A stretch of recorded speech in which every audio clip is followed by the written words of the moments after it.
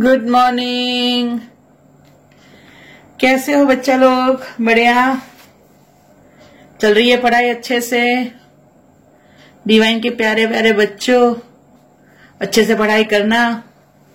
और आपके जो फ्रेंड्स ने अभी तक डिवाइन में एडमिशन नहीं लिया है उनको बोल दो फटाफट ज्वाइन हो जाओ, क्योंकि जब स्कूल स्टार्ट होगी तब तो मजा आ जाएगा डिवाइन में, है ना। और अपने सारे फिजिक्स केमिस्ट्री के लेक्चर भी पैरेलल जा रहे हैं, इंग्लिश का लेक्चर भी आपको मिलता है, तो सारी प्रिपरेशन अच्छे से करना, राइट। जब नीट का स्कोर हमें अच्छा लाना है तो प्रिपरेशन अभी से करनी है, राइट। गोधरा में नीट का रिकॉर्ड जो हमारा है 519 राघव जामनानी, वो रिकॉर्ड हमें ही ब्रेक करना है। डिवाइन का रिकॉर्ड डिवाइन नियन ही ब्रेक करेंगे, राइट। तो उसमें बस हमारा टारगेट है कि भाई एनी हाउ सबसे टॉप पे क्यों ना जाए हम, राइट। ऑल इंडिया रैंक लाने की ट्राई करेंगे हम और लाके रहेंगे, ठीक है। Okay, so today's our topic is enzyme. Very easy topic and very nice topic. So enzymes, we know that they are known as a biological catalyst. ये क्या है कैटालिस्ट? तो ये केमिकल कंपाउंड है which change the rate of reaction, right? जो कोई reaction होता है उसके रेट को ये चेंज करता है। They increase the rate of reaction और slow down the rate of reaction। कभी कभी क्या करता है, वो रिएक्शन को एकदम फास्ट कर देता है या फिर वो रिएक्शन को स्लो करता है, right. So they actually this catalyst they do function in biological system, so it is known as a biological catalyst, right. Even वो नो दैट कि almost all enzymes are protein. हमने पहले भी बोल दिया है प्रोटीन की इंपॉर्टेंस में, all enzymes are protein but not all. Remember, almost all बोला जा सकता है वर्ड, क्योंकि एक्सेप्शन तो होता है, राइट। जैसे हर एक क्लास में सब पास हो गया ऐसा तो होता है ना, एक दो तो होता है जिसको ग्रेसिंग मिला होगा, राइट। तो वैसे ही almost all enzyme are protein. क्यों ऑलमोस्ट वर्ड यूज किया? बिकॉज सारे एंजाइम्स प्रोटीन के नहीं होते हैं। जैसे यहां पे एक्सेप्शन दिया है जो नीट के लिए मोस्ट इंपॉर्टेंट है कि that RNA act as a catalyst.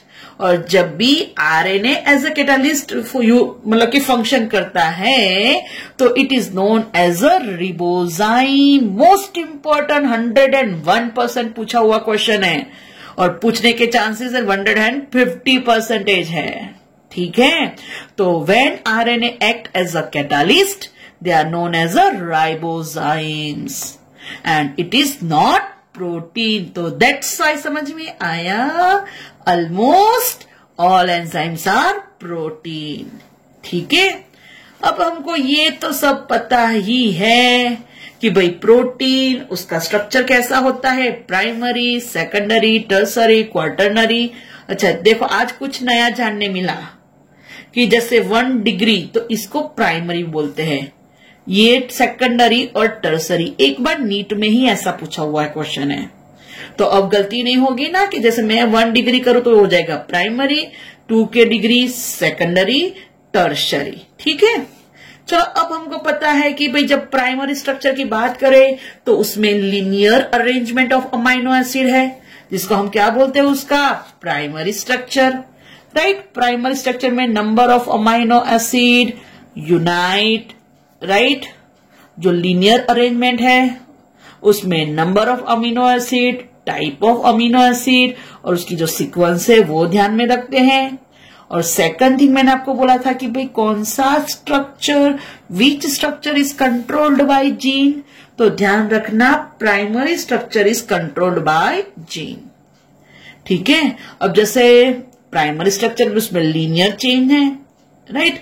तो अब जो एंजाइम्स है वो प्रोटीन के बने होते हैं तो उसमें भी प्राइमरी स्ट्रक्चर तो होता ही होता है। चलो अब बात करें सेकेंडरी स्ट्रक्चर, तो हमको पता ही है हेलिकल स्ट्रक्चर और जिगजैग फॉर्म। और जिगजैग फॉर्म जिसमें उसका स्ट्रक्चर होता है किसके बॉन्ड के थ्रू ज्वाइंट होता है, हाइड्रोजन बॉन्ड। देव याद है ना, हाइड्रोजन बॉन्ड, आपने सही बोला था, राइट। बुक में आंसर गलत है, देखो कभी कभी जगह पे आप बुक रिफर कर रहे हो तो बुक्स में आंसर गलत हो सकते हैं, तो पहले आप मेरे से भी टैली करवा सकते हो, अंदर अंदर फ्रेंड भी टैली कर सकते हो, या फिर लास्ट एंड फाइनल आंसर आपकी टेक्स्ट बुक एनसीईआरटी, राइट। तो जो सेकेंडरी स्ट्रक्चर है इसका ये स्ट्रक्चर हेलिकल फॉर्म होता है, राइट, किसके थ्रू, हाइड्रोजन बॉन्ड के थ्रू, राइट। अब जब टर्सरी स्ट्रक्चर की बात करें तो हमें पता है ना, फोल्ड अपन इटसेल्फ, या फिर पूरा वो हॉलो बॉल जैसा होता है, या फिर क्रिस क्रॉस ऐसे, मतलब पेप्टाइड चेन यूनाइट होती है, राइट।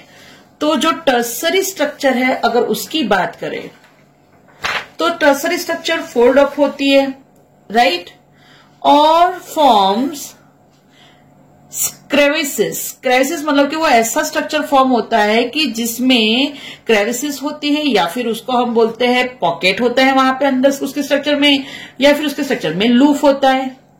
तो ये जो क्रेविसिस है, राइट, उसी को हम क्या बोलते हैं, याद रखना, एक्टिव साइट, या फिर उसके स्ट्रक्चर में ऐसा जो पॉकेट वाला स्ट्रक्चर होता है, राइट, उसको क्या बोलते हैं, एक्टिव साइट, राइट। अच्छा, एक्टिव साइट क्या है, सिंपली अगर एंजाइम के लिए बात करो तो एक्टिव साइट वो ऐसी साइट है जहां पे, जैसे ये मैं आपको स्ट्रक्चर दिखा रही हूं, जैसे ये एक एंजाइम है, तो एंजाइम की ये आप जो सरफेस देख रहे हो, राइट, मैं आपको ऑरेंज कलर से दिखा रही हूं, तो ये ऐसी साइट है जहां पे एंजाइम के साथ ई फॉर एंजाइम, तो उसके साथ कौन यूनाइट होता है, सबस्ट्रेट, राइट। अच्छा, सबस्ट्रेट क्या है वो मैं आपको अभी बाद में समझाती हूं, ठीक है, ओके। तो ध्यान रखना, टर्सरी स्ट्रक्चर या फिर उसके ऊपर फोल्ड, बहुत सारे फोल्ड होते हैं, या फिर क्रिस क्रॉस, ऐसे ही मतलब कि पॉलीपेप्टाइड चेन क्रिस क्रॉस होती है। और जब ये टर्सरी स्ट्रक्चर फॉर्म होता है तो उसमें क्रेविसिस होते हैं या फिर पॉकेट जैसा होता है, राइट, जिसको हम बोलते हैं एक्टिव साइट। और एक्टिव साइट क्या है, तो ये ऐसी साइट है जहां पे एंजाइम के साथ कौन यूनाइट होता है, सबस्ट्रेट यूनाइट होता है, राइट, मतलब कि सबस्ट्रेट फिट होता है कहां पे, तो एंजाइम की एक्टिव साइट जहां पे है वहां पे, राइट, ओके। अब जैसे बात करें कि भाई जो इनऑर्गेनिक कैटालिस्ट है, तो इनऑर्गेनिक कैटालिस्ट होते हैं वो हायर टेम्परेचर भी वर्क कर सकते हैं एंड एट हायर प्रेशर भी they can work. But when we talk about biological catalyst, कि जो बायोलॉजिकल कैटालिस्ट या एंजाइम है, तो जैसे अपनी बॉडी का टेम्परेचर नॉर्मली 37 होता है, तो 37 to 40 डिग्री वहां तक वो, मतलब कि 37 तक काम कर सकता है। फिर जैसे अगर हम उसका टेम्परेचर हाई करेंगे तो ये एंजाइम डिस्ट्रॉय हो जाएगा, डिग्रेड हो जाएगा, राइट। तो ध्यान रखना, biological catalyst can't do work at higher temperature, because at higher temperature they got denature. अब डी नेचर में क्या होगा कि जैसे ये टर्सरी स्ट्रक्चर है, अगर बहुत हीट दी तो वो बन जाएगा सेकेंडरी स्ट्रक्चर, और हीट दी तो वो बन जाएगा प्राइमरी स्ट्रक्चर, बट ये उसकी फाइनल पोजीशन होगी। फिर प्राइमरी स्ट्रक्चर के बाद उसमें कोई चेंज नहीं होगा, राइट। अच्छा, नॉर्मली जो बायोलॉजिकल कैटालिस्ट है वो मैंने बोला कि normal temperature range, because at higher temperature they got degraded, but उसमें भी कुछ एग्जाम्पल है। जैसे ये समझने वाला है, thermophilic bacteria, thermophilic bacteria, thermo means heat, philia, philia means love, पता ना, जैसे हाइड्रोफिलिक थी, राइट, तो हीट लविंग जो ऑर्गेनिज्म है थर्मोफिलिक बैक्टीरिया। तो थर्मोफिलिक बैक्टीरिया वो ऐसा एक्सेप्शन है कि जिसके जो एंजाइम्स है वो 80 to 90 डिग्री में भी सर्वाइव होते हैं। मैंने ये एक्सेप्शन इसलिए बोल दिया बिकॉज नॉर्मली जब बायोलॉजिकल कैटालिस्ट की बात करें तो हायर टेम्परेचर में दे गॉट डीनेचर्ड, बट जब हम बात करें एक्सेप्शन थर्मोफिलिक ऑर्गेनिज्म, तो मैंने आपको एक्सप्लेन कर दिया, थर्मो क्या है, हीट है, फिलिया मीन्स लविंग, जो हीट को लव करता है, मतलब कि हीट को लव इसलिए करता है बिकॉज इसके जो ऑर्गेनिज्म है वो हायर टेम्परेचर पे भी डिस्ट्रॉय नहीं होते हैं, राइट, ओके। और ध्यान क्या रखना है कि ये जो भी 3 डिग्री स्ट्रक्चर है, टर्सरी स्ट्रक्चर है, राइट, तो वो टर्सरी स्ट्रक्चर है, वो क्यों मोस्ट एक्टिव स्ट्रक्चर है? बिकॉज ये जो टर्सरी स्ट्रक्चर है, मैंने अभी बोला, उसमें लूप फॉर्म होता है, राइट, और उसमें क्या होता है, तो उसमें मेन होती है उसकी ये जो साइट, जिसको हम बोलते हैं एक्टिव साइट। क्या बोलते हैं उसको? Active site, right. अच्छा, आगे का मैं बोल दूं एडवांस में क्या आएगा? तो जैसे ये एक एंजाइम है, ठीक है। अब एंजाइम जिसके ऊपर वर्क करता है उसको क्या बोलते हैं? सबस्ट्रेट। क्या बोलते हैं उसको? सबस्ट्रेट। तो जैसे ये एंजाइम है, तो ये एंजाइम यूनाइट होगा किसके साथ? सबस्ट्रेट के साथ, राइट।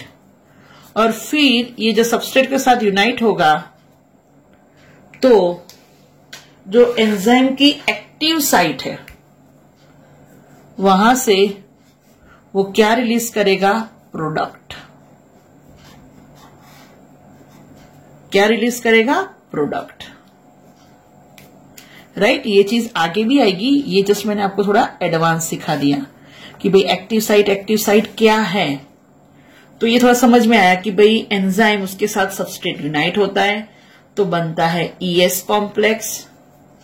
क्या बनता है? ES complex. Substrate is converted into product. Substrate किस में कन्वर्ट होता है? प्रोडक्ट में।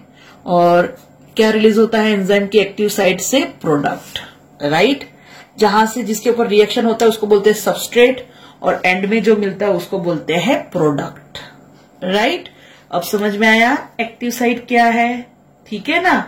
और क्या चीज याद रखोगे? RNA act as a catalyst, उसको बोलते हैं रिबोजाइंस। और जो टर्सरी स्ट्रक्चर है वहां पे सबस्ट्रेट रिएक्ट होता है, किसके थ्रू बाइंड होता है? सबस्ट्रेट फिट होता है, किसके थ्रू फिट होता है? तो याद रखना एक्टिव साइट, ठीक है। Okay, thank you.